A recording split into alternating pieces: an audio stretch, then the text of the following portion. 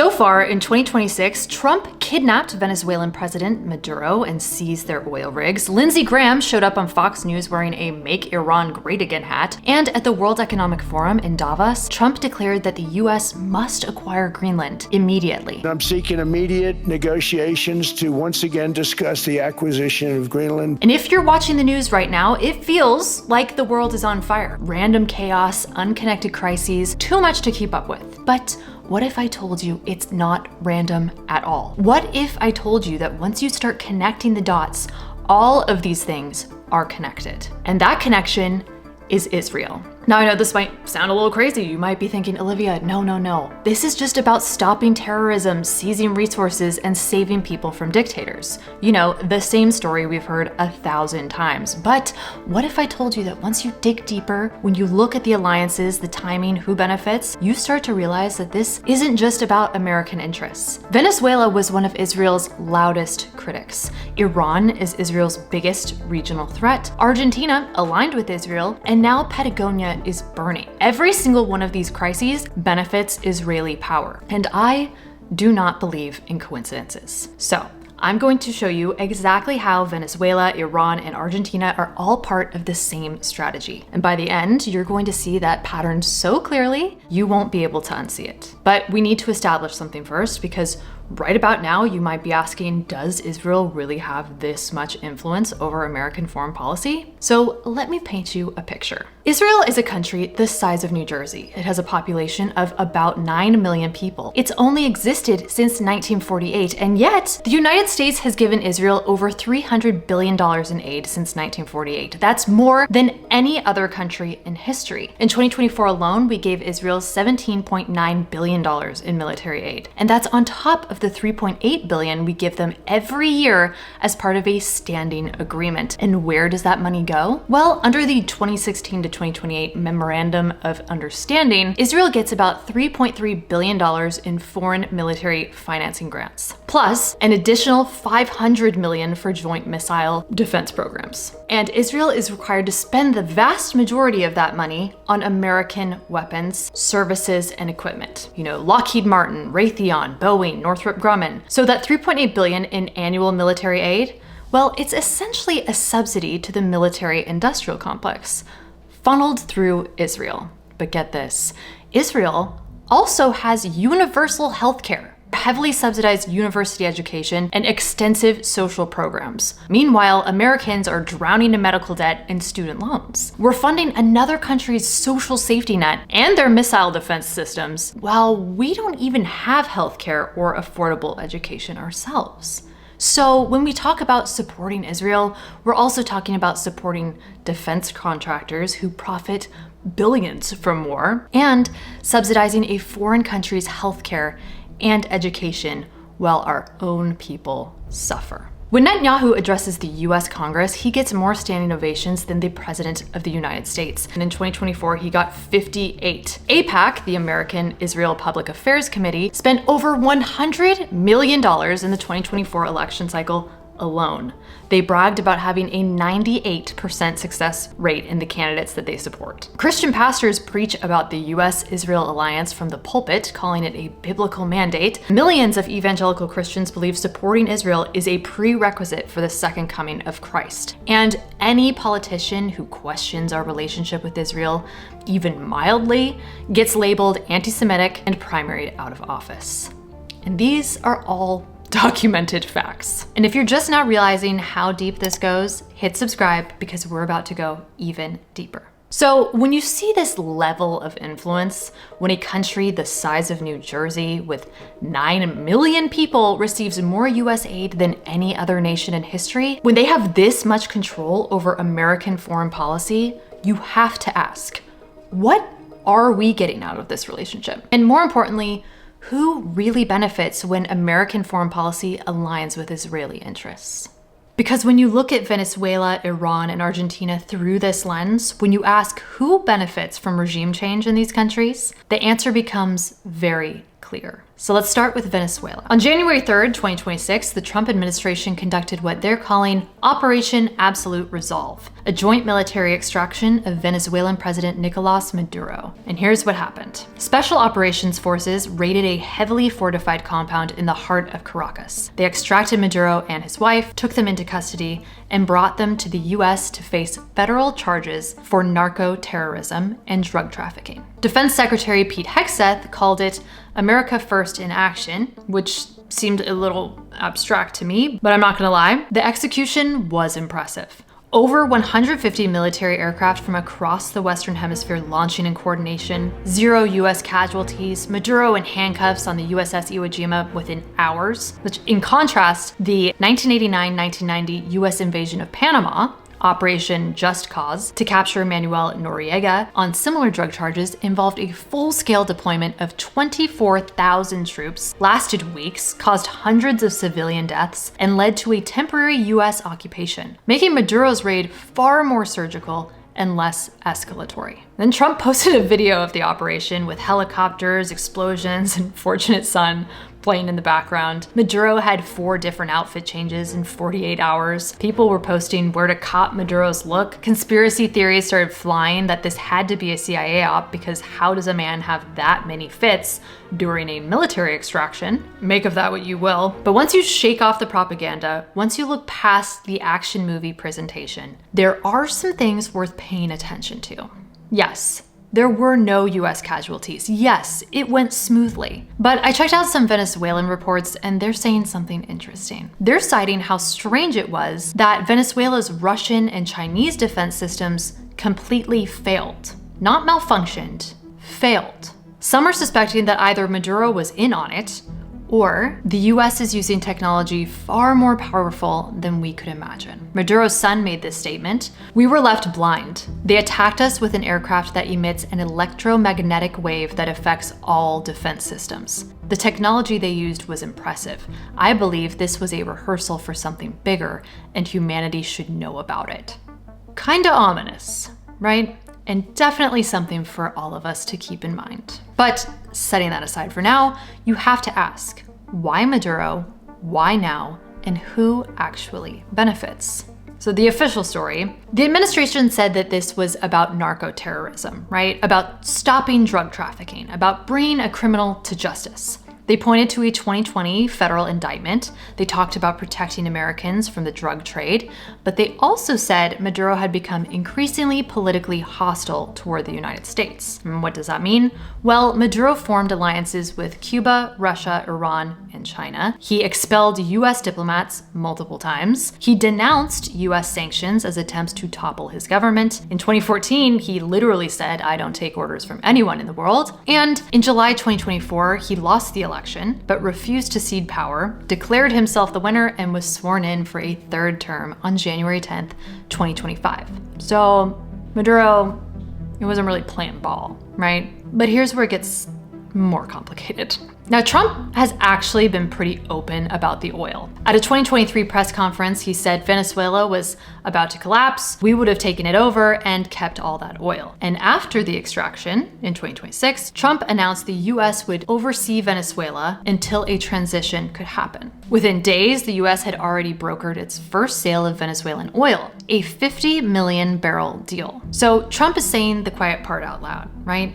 He's not even hiding that this is about oil. Because Venezuela has the largest proven oil reserves in the world. Larger than Saudi Arabia, larger than Russia, larger than Iran. And yes, controlling that oil benefits the United States, even if it will require a lot of US investment to rebuild the industry. But there's another reason Maduro had to go, one they're not mentioning at all. Hugo Chavez, Maduro's predecessor, cut ties with Israel in 2009 after Israel's military operations in Gaza. He called Israel a genocidal state. Maduro maintained that stance. Venezuela became one of the most vocal anti-Zionist governments in the world.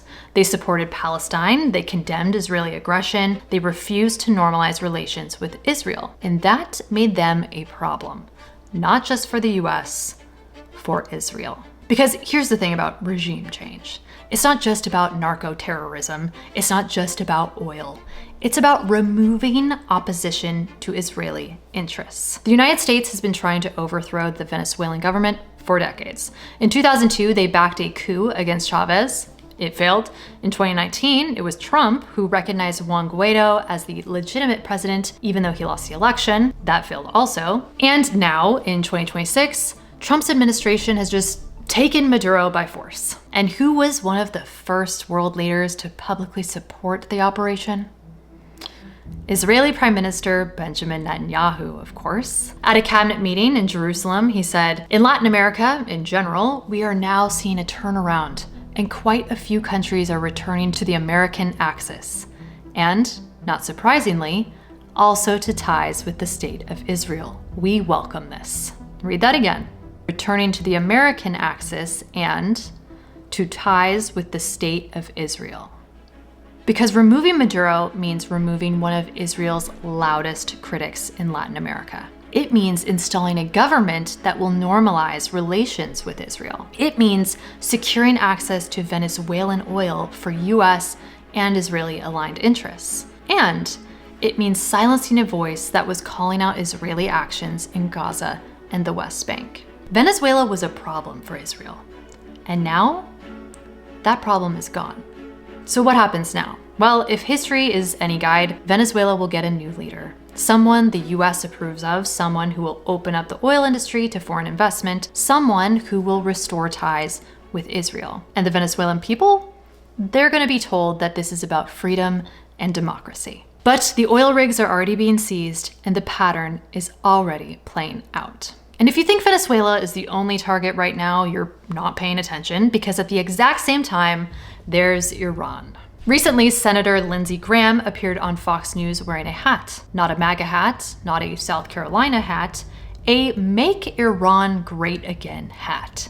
I pray and hope that 2026 will be the year that we make Iran great again. Let that sink in. The same politicians who spent the last year calling for war with Iran. The men and women who serve, they're the ones going, not people answering a poll. And if you ask them, would you be willing to risk your life to stop the Ayatollah from having a nuclear weapon? All of them would say yes. Are now rebranding. They're not warmongers anymore. No. They're humanitarians. They want to save the Iranian people from the Ayatollah. President Trump, thank you for picking the people over the Ayatollah. You're the first one to do that. And protests had broke out in Iran. They started on December 28th, 2025 in Tehran's bazaar. Shopkeepers were protesting the economy because inflation was at 50%. But the protests quickly spread. By early January, they were happening in all 31 provinces. There were reports of people being killed in the streets, videos of security forces opening fire on demonstrators, and then on January 8th, 2026, the Iranian government shut down the internet. Not just censored, shut it down. A near total blackout. 99% of Iran's internet went dark. Phone lines cut in Tehran and other cities. Even Iran's internal network was disconnected, and it stayed down. The government says internet access won't be restored until at least late March, which is the Iranian New Year. Without internet, it's nearly impossible to know the full extent of what's happening, but reports are getting out. Eyewitnesses say security forces are using live ammunition on protesters. Hospitals in Tehran and Shiraz are reportedly overwhelmed with gunshot wounds. One doctor described mass casualty conditions. Some reports say at least 2,000 killed in the first 48 hours of the blackout alone. And the government has announced that protesters will be charged with Muharaba, waging war against God, an offense punishable by death in Iran. So let's rewind for a second, okay? Last summer, 2025, Israel encouraged the United States to strike Iran's nuclear facilities. And that's nuclear terrorism on a global scale. It threatens everyone. They have plans to develop intercontinental ballistic missiles. Right now, 8,000 kilometers, very soon, just at a little distance, and they can reach the eastern seaboard of the United States. These people who chant death to America, tried to assassinate President Trump twice, killed 241 of your Marines in Beirut, killed and injured thousands of American soldiers in Afghanistan and Iraq, tried to bomb a restaurant in Washington, D.C., chant death to America, burn the American flag. Do you want these people to have nuclear weapons and the means to deliver them to your cities? Of course not. Yeah. So we're defending ourselves, but we're also defending the world. There was a huge push for war, but MAGA pushed back hard. And Charlie Kirk, who was one of Trump's closest supporters and a trusted advisor, honestly, at that point, posted a poll on X asking whether the US should go to war with Iran. The results were overwhelming. No.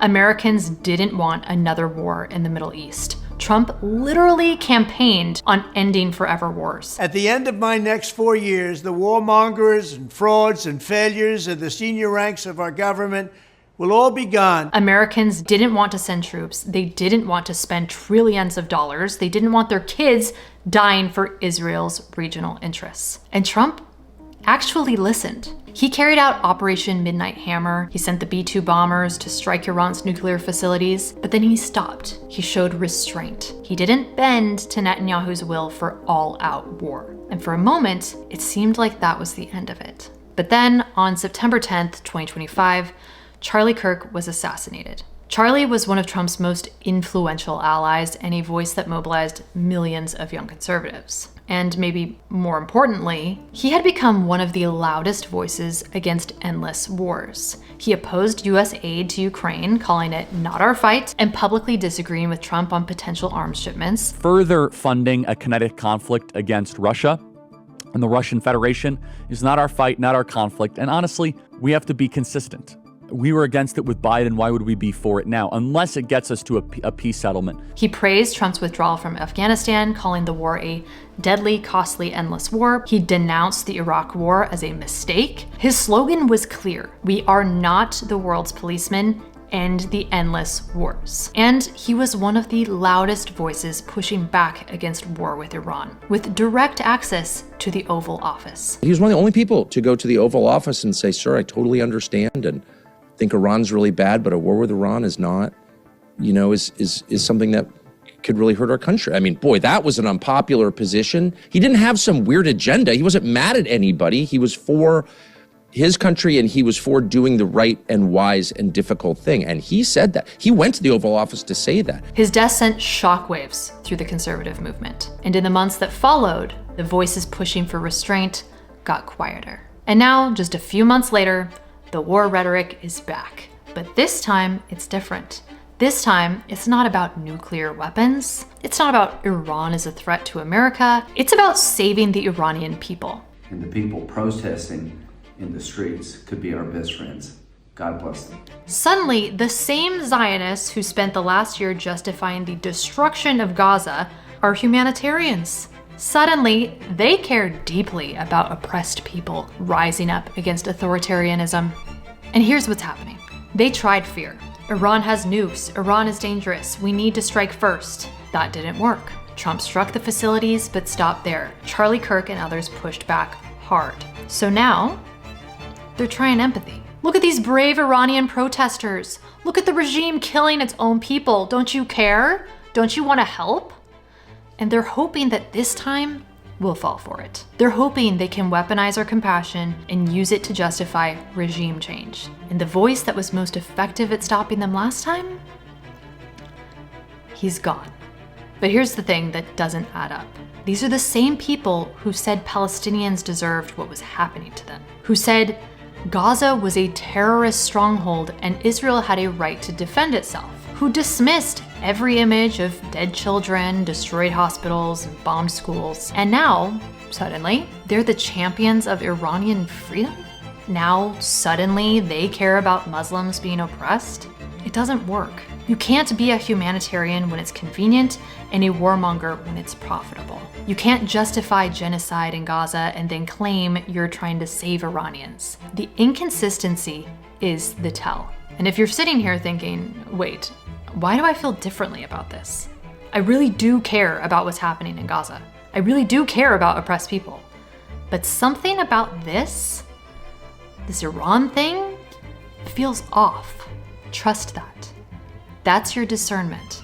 That feeling is your brain picking up on the inconsistencies. Do not downplay your intuition on this. When the same people who cheered for the destruction of Gaza suddenly become humanitarians for Iran, your gut is telling you something is wrong. because something is wrong. So why Iran? Why now? Same reason as Venezuela. Iran has oil, massive oil reserves. Iran is a regional power that challenges Israeli dominance in the Middle East. Iran supports groups like Hezbollah and Hamas, groups that resist Israeli occupation. Although there is evidence that Iran is not the only country who has supported them. And Iran has been one of Israel's biggest threats for decades. Removing the Iranian government doesn't just benefit the United States, it benefits Israel. It removes a military threat, it removes a regional rival, it removes a voice that's been calling out Israeli actions for years. So here's the pattern. Demonize the leader. Frame them as a dictator, a threat, an enemy of freedom. Amplify internal unrest, support protests, fund opposition groups, create a humanitarian crisis, or at least make it look like one, then step in as the savior. We're not invading, we're liberating. We're not stealing resources, we're restoring democracy. We're not doing this for Israel, we're doing this for the Iranian people. But the oil rigs get seized, the resources get extracted, and a new government gets installed, one that's friendly to US and Israeli interests. And the military-industrial complex profits. We've seen this in Iraq, we've seen this in Libya, we've seen this in Afghanistan, and now we're seeing it in Venezuela and Iran. But it doesn't stop there, because then there's Argentina. And Argentina reveals something much bigger. In 2023, Argentina elected Javier Milei, a libertarian economist, self-described anarcho-capitalist, chainsaw-wielding populist who campaigned on destroying the political establishment. And the moment he took office, he did something unexpected. He aligned Argentina completely with Israel. Milei was raised Catholic, but he's drawn to Judaism. He said he intends to convert once he leaves office because observing Shabbat while serving as president would be impossible. He has a profound connection to the Chabad Lubavitch movement, a global Hasidic Jewish revival movement, the same one Jared Kushner belongs to. He's being advised by Rabbi Shimon Axel Wanish, who is now Argentina's ambassador to Israel. He promised to move Argentina's embassy to Jerusalem, and he became one of Israel's strongest supporters in Latin America. But it wasn't just symbolic. Milei started changing laws, right? In December 2025, he repealed Argentina's forestry law, a law that restricted foreign purchases of land, especially in border regions like Patagonia. And the new policy allowed foreigners to buy land and develop it after wildfire damage. Now, at the time, this didn't make headlines, but then in January 2026, massive fires broke out in Patagonia. The fire started on January 5th in Chubut province. They've burned more than 15,000 hectares of land. Ancient forests, indigenous Mapuche lands, entire ecosystems. Authorities have said at least some of the fires appear to be intentional. The Chubut prosecutor confirmed they found evidence of accelerants, like gasoline, at ignition points. Governor Ignacio Torres said, "The wretches who started the fire will end up in prison."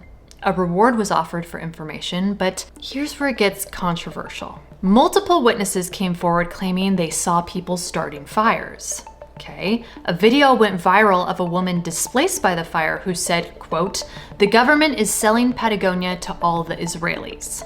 Y acá lo que pasa es que están queriendo venderle la Patagonia a todos los judíos, loco, esto se sabe hace un montón, acá todo el mundo lo sabe, está lleno de israelitas, está todo el mundo comprando la tierra, nadie hace nada y la única gente que pone el pecho es la gente que perdió todo. Opposition leaders, including Argentina's former army chief Cesar Milani, suggested a foreign state was involved in deliberately starting the fires. He didn't name Israel directly, but he posted an image of Milei waving an Israeli flag. And then reports surfaced about military-grade equipment found near the fire sites. Conspiracy theories exploded online, right? Some blaming Israeli tourists, others pointing to real estate interests, and Milei dismissed all of this as anti-Semitic conspiracy theories. Jewish organizations in Argentina condemned the allegations as baseless and dangerous, and prosecutors said they're investigating but haven't confirmed any suspects' identities. So that's the end of that, right? No, because here's what we know. We know that one of these fires was confirmed arson. The fire started 1 month after Milei changed the law to allow foreign land purchases after wildfire damage. And then, just 1 month later, severe fires erupted in Patagonia starting on January 5th, 2026, burning tens of thousands of hectares amid extreme weather and budget cuts to fire prevention.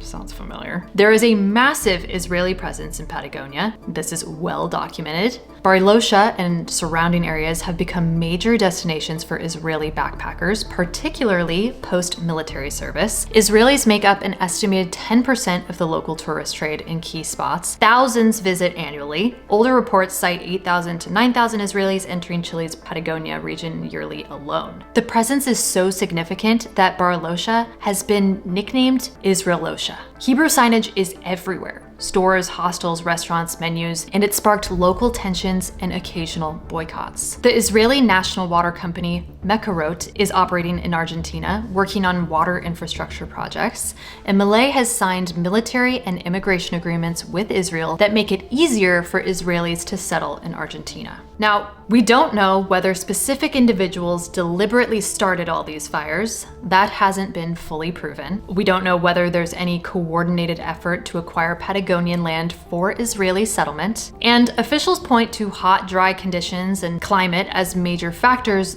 though, as we know, weather can be manipulated, but that is for another video. But here's what I keep coming back to. Whether or not coordinated arson happened, the locals see a pattern. And that pattern looks like this. A leader comes to power who immediately aligns with Israel. Laws change to benefit foreign acquisition of strategic land. Fires break out, land becomes available. So why Patagonia? Why would Israel or Israeli interests want land in southern Argentina? Well, Patagonia has some of the largest freshwater reserves on the planet. Glacial water, aquifers, lakes, rivers. As climate change accelerates and water becomes the most valuable resource on Earth, Patagonia becomes incredibly strategic. Patagonia also has lithium, rare earth minerals, resources essential for tech and batteries, and has proximity to Antarctica, making it geopolitically valuable. There's also a historical conspiracy theory called Plan Andina that claims Israel has long wanted to establish a second homeland in Patagonia. This theory dates back to the 1960s and has been dismissed as anti-Semitic propaganda. But when you look at what's happening now, the fires, the land law changes, the Israeli presence, the military agreements, locals are asking, was it really just a conspiracy theory? And then there's this detail that people have been talking about.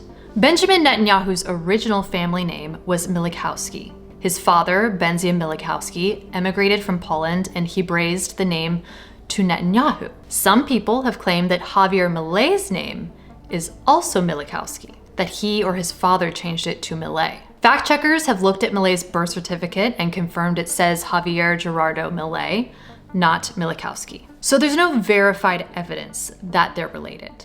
But in June 2025, Milei traveled to Israel and met with Netanyahu. A photo circulated online of Netanyahu examining a map of Argentine and Chilean Patagonia during that meeting. They signed military and immigration agreements. And then Milei received the Genesis Prize. The Genesis Prize, which is dubbed the Jewish Nobel.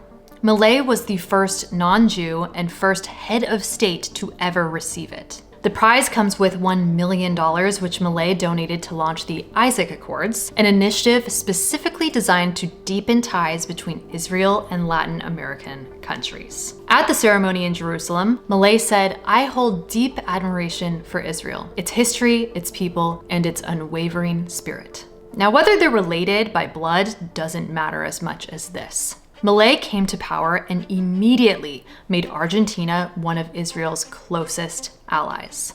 And he's being rewarded for it. And he's using that reward to spread Israeli influence across Latin America. Now, I'm not saying there's some grand conspiracy. I'm not saying Every leader is part of a plot. But what I am saying is, when you see the same pattern repeat, regime change, resource extraction, strategic alignment with Zionist interests, you have to ask questions. Venezuela, oil, regime change pushed by US and Israeli aligned politicians. Iran, oil, regime change rhetoric from the same politicians. Argentina, water, lithium, strategic land. Leader aligns with Israel, laws change, fires happen, land opens up. The pattern is undeniable. And whether it's coordinated or just opportunistic, the result is the same. Resources flow, power consolidates, and the people asking questions get called conspiracy theorists and anti-Semites. And while we've been focused on Venezuela, Iran, and Argentina, something else has been happening. Greenland. On January 21st at the World Economic Forum, Trump pushed hard for US acquisition of Greenland. He called it vital for national and international security. He called for immediate negotiations with Denmark. He did reassure everyone that he's not looking to use force, but the pressure is on. And here's what he didn't say. Who else would benefit from the US acquiring Greenland? Because when you start digging, you find some familiar names. Ronald Lauder, president of the World Jewish Congress, longtime Trump ally and self-described Zionist, Lauder is credited with first suggesting the Greenland idea to Trump back in 2017. Lauder has acquired stakes in Greenlandic companies, including water firms and resource ventures. Now, why does this matter? Because Greenland has some of the most valuable resources on Earth. Rare earth minerals, copper, lithium, cobalt, critical for tech and batteries, fresh water from melting glaciers, strategic positioning in the Arctic, and here's where it gets even more suspicious. Back in 2018, Netanyahu was speaking at an AIPAC conference in Washington, D.C. He was talking about Israel's expanding diplomatic ties around the world. And then he made this joke. By the way, what are we doing with Greenland? We got to do something with Greenland. Where's my advanced team? Go to Greenland. They must have some satellite needs or something we could do there. But we're coloring the world blue. It was presented as a casual aside about Israeli tech or satellite cooperation. But now, almost 8 years later, Trump is at the World Economic Forum pushing for US acquisition of Greenland. Ronald Lauder, who first suggested this to Trump, has business interests there, and that 2018 Netanyahu clip is resurfacing. Was it really just a joke? Or was it a tell? You're seeing the pattern, right? It's the same playbook. Identify strategic resources, position the acquisition as national security, apply pressure, diplomatic, economic, military, and then, behind the scenes, the same networks of influence benefit. When the same people keep showing up, when the same interests keep aligning, when the same pattern keeps repeating, you have to ask questions. This isn't about just one administration. This isn't just about Trump or Netanyahu or Milei. This is about a global network of influence that shapes foreign policy, controls resources, and benefits from instability. Zionism isn't just about Israel's borders. It's about expanding influence, controlling strategic assets, positioning allies in places that matter. Latin America, the Middle East, the Arctic. And the more you see it, the clearer it becomes, right? And let me be clear, I'm not saying that every one of these moves is bad for America. There are legitimate arguments for why controlling Venezuelan oil could benefit US energy security. There are strategic reasons to counter Iranian influence in the Middle East. There are geopolitical advantages to having a strong presence in the Arctic. I get that. But here's what I am saying. We need to be asking who actually benefits from these decisions, right? Is it the American people? Or is it Israeli interests and defense contractors? Are we making these moves because they strengthen America or because they align with someone else's agenda? And most importantly, can we afford to keep doing this? We're funding Israel's universal health care while Americans pay $2,000 a month for insurance that doesn't even cover anything. We're funding wars and regime changes while our own people can't afford to live. We're pushing for Greenland while American communities are fracturing and our country is more divided than ever. So I'm not asking you to be against American foreign policy. I'm not. I'm asking you to practice discernment. I'm asking you to pay attention to the pattern. I'm asking you to question who benefits and whether those benefits are actually reaching you. Because if we're going to spend trillions of dollars and risk American lives, it should be for American interests, not for someone else's. So what do? We keep asking questions. We keep connecting the dots. We don't let them exhaust us into silence.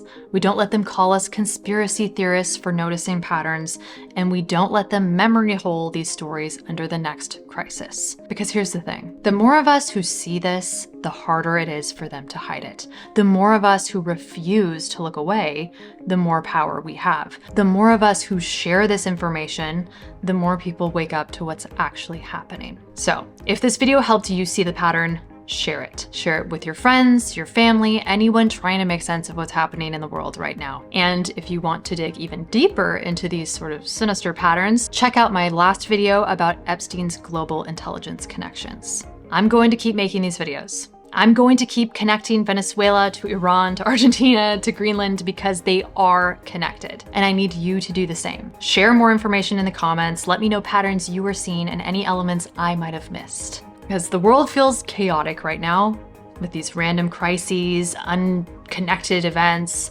too much to keep up with, but it's not random. And once you see the pattern, you can't unsee it. So let's keep going, because the truth is out there.